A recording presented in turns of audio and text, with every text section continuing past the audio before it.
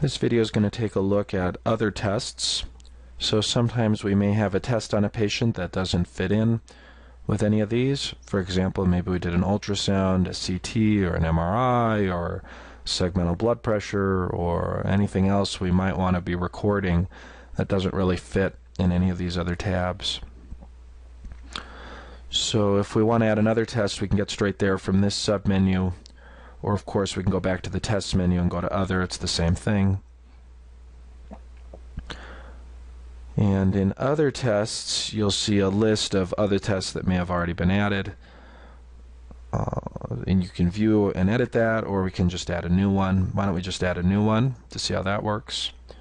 So when you click add other test, it looks a lot like how we add a urinalysis or an EKG. You've got the patient ID is pre-selected. You have the date is defaulted to today. If that test was done on a different date, you can click the calendar icon and select the proper date of the test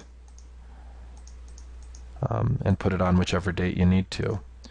You can write down what the test was.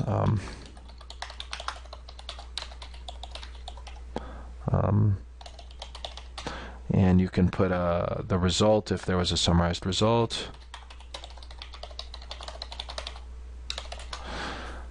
If you have the test, we could scan it and attach it. And so we can review how to scan a file and save it. And then, assuming you know where that file is, you would just click Choose File, and you could attach it. So, for example, we could attach the file if that were the file. Some other tests may require MD review, some might not. Presumably, if the front office is entering a test, they are going to want the medical provider to look at that. And if they leave Need MD Review checked, then it will show up in a provider's box for sign-off. So let's leave that as yes. And we'll click Add. So it goes ahead and it uploads a scan of the other test, and you can already see the test and the result. And immediately, as soon as you have done that, the healthcare providers will see in tests an other test pop up for this patient. So they know they got to go look at that test. And so when a medical provider logs in, they'll come straight here. They'll see this one needs MD review. This one's already been signed off on.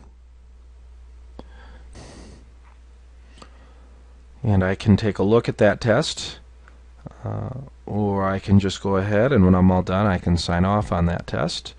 I just click the Edit tab. If the result hasn't been filled in, I could fill that in. I can put that I've reviewed it, and I can go ahead and put my digital signature.